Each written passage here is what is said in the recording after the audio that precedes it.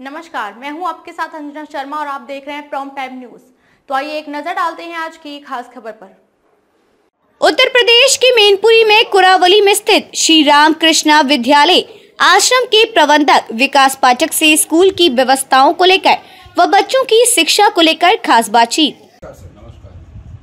First of all sir, हम आपका स्वागत करते हैं हमारे चैनल में कि आज आप हमारे साथ हैं और हमारे लिए कीमती समय आपने निकाला। पहले तो सर मैं आपका परिचय जानना चाहूँगा। आप थोड़ा सा अपने बारे में हमें और हमारे दर्शकों को बताएं। हमारे विद्यालय का क्या नाम है, विद्यालय का पूरा नाम कब स्थापित हुआ, ये सारी चीज़। मैं विकास पाठक, प्रधानाचार्य श्री रामकृष्ण विद्या आश्रम इंटर कॉलेज कुरावली जी। विद्यालय की स्थापना सन 2004 में हुई थी जी। और उसका उद्देश्य यही था जो हमारे विद्यालय का स्लोगन है, चरण चरण आचरणवान हो, जीवन पथ इतना महान हो। इस तरह की एक संस्था स्थापित की जाए जिसमें आधुनिक विज्ञान और वैदिक संस्कृति इसका समावेश करके बच्चों के अंदर ऐसे संस्कार उत्पन्न किए जाएं जो उनको देखकर समाज के और लोग भी प्रभावित होकर अपना जीवन आगे बढ़ा सकें। बहुत बढ़िया पंडित जी। जब आपने विद्यालय 2004 में ओपन किया तो क्या सोच थी उस समय आपकी? सोच यही थी, मैंने MA B.Ed कर लिया था और through out first class first division रहा, लेकिन जॉब के लिए प्रयास किया, नहीं मिला। तो फिर हमने ऐसा सोचा कि अपनी पैतृक जमीन पर एक छोटा सा एक ऐसा विद्यालय स्थापित किया जाए जो भारतीय संस्कृति को प्रतिबिंबित कर सके और धीरे धीरे वो उस विद्यालय को स्थापित करने में, चलाने में सक्षम हुए, सफल हुए। जी। हमारा जो विद्यालय है उसका क्या नाम है? श्री रामकृष्ण विद्या आश्रम इंटर कॉलेज। जैसा कि आपने हमें बताया, हमारा जो विद्यालय है श्री रामकृष्ण विद्या आश्रम, तो जो हमारा विद्यालय है उसका मेन उद्देश्य क्या है? मेन उद्देश्य विद्यालय का है, वैसे तो ये विद्यालय स्वामी विवेकानंद के गुरु श्री रामकृष्ण परमहंस के नाम पर है जी। लेकिन इसकी आंतरिक भावना ये है कि इसमें भगवान राम के जो आदर्श हैं जी, वो आदर्श भी बच्चों में उत्पन्न हो और कृष्ण जैसी जो उनके अंदर मेधा शक्ति थी, जो राजनीतिक गुण थे, जो उनके अंदर कलाएं थी, वो भी उनके अंदर गुण उत्पन्न हो सकें और राम जैसे जो ऐश्वर्यशाली उनके कार्य किए राम ने, आदर्श स्थापित किए, वैसे गुण बच्चों में आ सकें जी। और वैसे नाम श्री रामकृष्ण परमहंस के नाम पर है जी। लेकिन मेरी अंदर से सोच ये थी कि राम और कृष्ण दोनों के गुण बच्चों के अंदर विकसित हो। बहुत अच्छे से, बहुत बढ़िया आपने हमें उत्तर दिया। अपने यहाँ जो हमारा जो विद्यालय है इसमें बच्चों की कुल संख्या क्या है? लगभग 650 बच्चे विद्यालय में इस समय शिक्षा अध्ययन कर रहे हैं। इसमें छात्राएं भी हैं और छात्र भी हैं जी। जैसा कि आपने हमें बताया कि 650 की हमारे विद्यालय में संख्या है, तो आप और आपका जो मैनेजमेंट है वो 650 की संख्या वाले बच्चों को, जैसे 650 में कई बच्चे ऐसे होते हैं जो पढ़ने में बहुत अच्छे होते हैं और कई बच्चे ऐसे होते हैं कि पढ़ने में थोड़े से कमज़ोर होते हैं, क्योंकि सभी बच्चे एक समान नहीं होते हैं।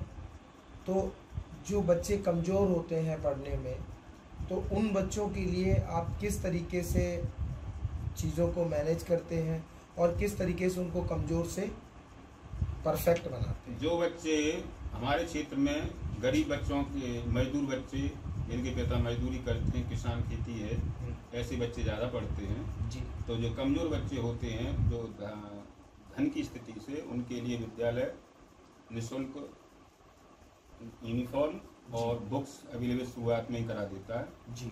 और अभी जैसे 1 महीने के बाद ही हमने अभी टेस्ट एक ले लिया विद्यालय का जो हमारी इस पर पड़ा हुआ है जी। उसमें जो कमज़ोर बच्चे हैं जी। एडमिशन सबका कर लेते हैं जी।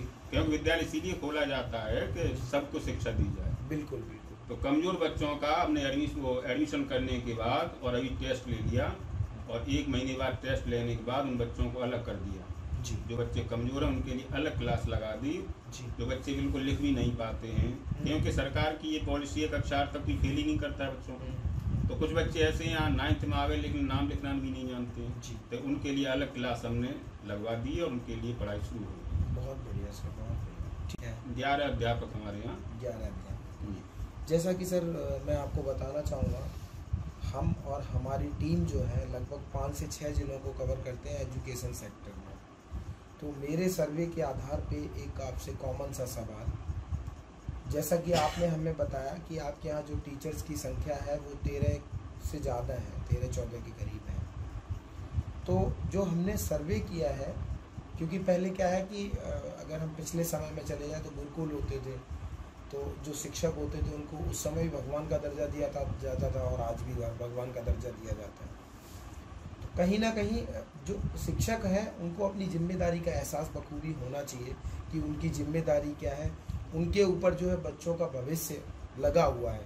अगर बच्चों का भविष्य बेहतर होगा तो ही देश का भविष्य बेहतर होगा। तो मेरा सवाल आपसे सीधा सीधा ये है कि कई शिक्षक जो होते हैं वो अपनी जिम्मेदारी को बखूबी समझते हैं और कुछ शिक्षक ऐसे भी होते हैं जो अपनी जिम्मेदारी को नहीं समझते हैं और वो जो विद्यालय के मैनेजमेंट के माध्यम से उनको समय दिया जाता है कि 8 बजे आपको विद्यालय में पहुंचना है और 1 बजे जाना है, तो वो सिर्फ उसी टाइम पे फोकस करते हैं कि भाई मैंने 8 बजे पहुंचना और 1 बजे जाना है। अगर कोई पीरियड होता है आधे घंटे का या 1 घंटे का या 40 मिनट का, तो वो क्या करते हैं, सिर्फ वॉच की तरफ देखते हैं कि कितनी जल्दी मेरा पीरियड खत्म हो। तो इस तरह के जो शिक्षक होते हैं उनको कैसे आप मैनेज करते हैं और किस तरीके से उनके लिए रणनीति अपनाते हैं ताकि वो अपनी जिम्मेदारी से ना बचें? देखिए पत्रकार महोदय जी,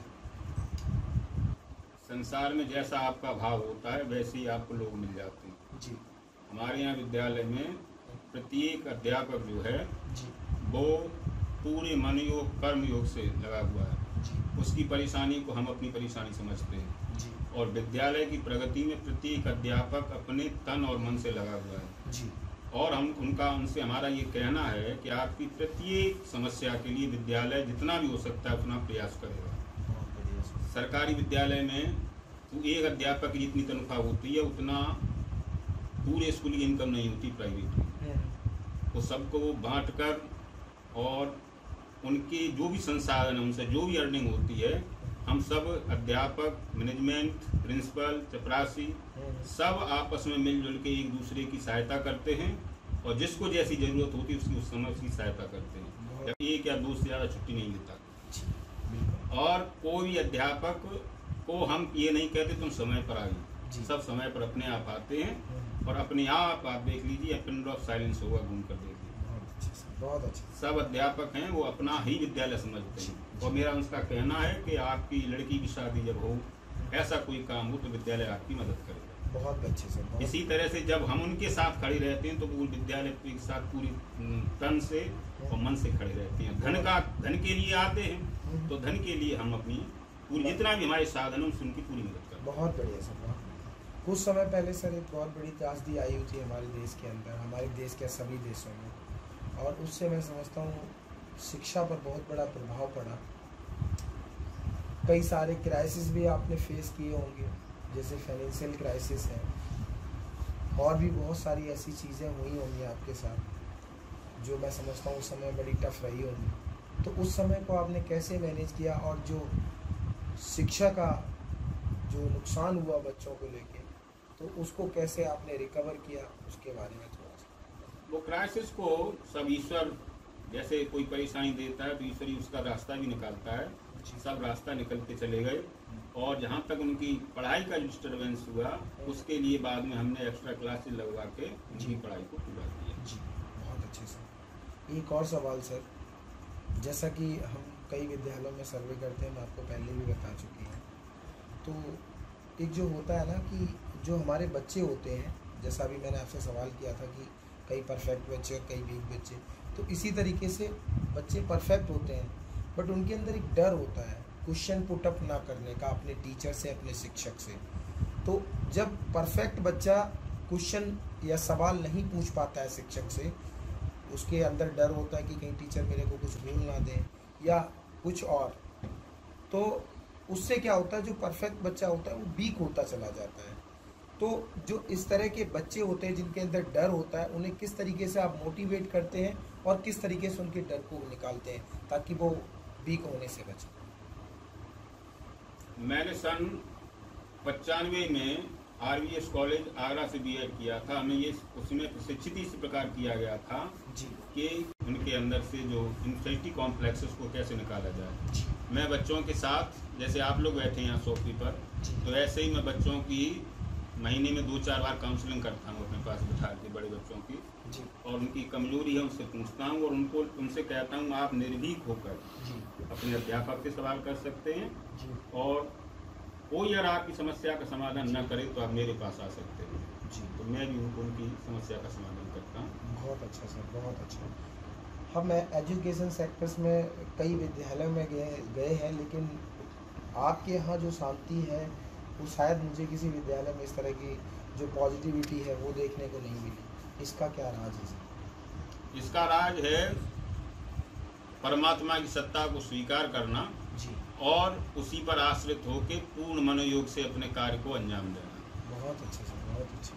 कंपटीशन का समय है सर, और चाहे वो कोई भी क्षेत्र हो, सभी क्षेत्रों में आज के समय में कंपटीशन है, और आप अगर कोई भी काम स्टार्ट करते हो तो आपके स्टार्ट करने से पहले आपके सामने आपके कॉम्पिटिटर खड़े हो जाते हैं। तो हमारे विद्यालय में ऐसा क्या यूनिक है जो गार्जियंस अपने बच्चों के एडमिशन सवाल? श्रीमान जी, शराब की दुकान पर भीड़ होती है, सुनार की दुकान पर बहुत कम भीड़ होती है जी। हमारे यहाँ छात्र संख्या कम है, लेकिन आप विद्यालय घूम कर देख लीजिए, छात्रों से बात करके देख लीजिए, अध्यापकों से बात करके लीजिए। योग बच्चे के लिए मेरे दिल में ये बात नहीं है वो पढ़ने में सही है, मेरे मन में ये बात है वो कुछ सीखना चाहता है और उसके अंदर जो कमी उसे छोड़ना चाहता है। जब वो छोड़ना चाहता है तो वो यहाँ रुकता है, अगर नहीं छोड़ना चाहता है तो वो यहाँ से चला जाता है। और जब वो छोड़ना चाहता है तो यहाँ पर वो मस्त होकर पढ़ता है और आराम से यहाँ पर हमारा सब प्रोग्राम सही चलता है। जी, हमारा विद्यालय कहाँ पर स्थित है?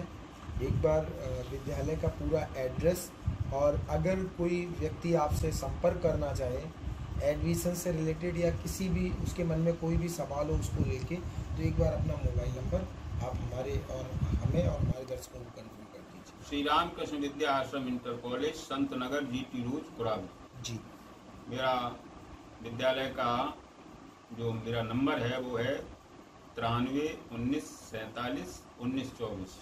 जी, मेरा नाम विकास पाठक, मैं पहले आपको बता। एक आखिरी सवाल सर, अभी जो है मोदी जी ने एक कार्यक्रम स्टार्ट किया है मेरा कार्यक्रम को लेके आप क्या कहना चाहेंगे? क्योंकि पहले जो हमारे यहाँ अगर हम चले जाएं आज से 10 साल पहले, तो जिस तरीके से 15 अगस्त और 26 जनवरी को मनाना चाहिए था उस तरीके से अपने देश में नहीं मनाया जाता था। आज ये पोजीशन है कि हर घर तिरंगा और मेरी माटी मेरा देश, जो इस तरह के कार्यक्रम हो रहे हैं, इनको लेके क्या कहना चाहेंगे? अच्छी पहल है सरकार की, होना चाहिए जी, ऐसे कार्यक्रम होने चाहिए, बच्चों के अंदर जी, ऐसे भाव उत्पन्न होने चाहिए। लेकिन सत्य बात तो ये है कि आचरण से प्रभाव पड़ता है। जी, जब नेताओं के अंदर ऐसा आचरण होगा देश के लिए, जी, और जो जनप्रतिनिधि हैं उनके अंदर ऐसा आचरण होगा, शिक्षकों के अंदर ऐसा आचरण होगा देश के लिए मर मिटने के लिए, तो वो प्रभाव ज्यादा पड़ेगा। केवल झंडा लगाने से या रैली निकालने से कुछ नहीं होता। जी, चलिए धन्यवाद सर, आपने हमें अपना कीमती समय दिया। नमस्कार, धन्यवाद। खबरों में अब तक के लिए बस इतना ही। फिर होगी आपसे मुलाकात कुछ ऐसी ही खास खबरों के साथ। तब तक के लिए नमस्कार और देखते रहिए प्रॉम्प्ट टाइम न्यूज।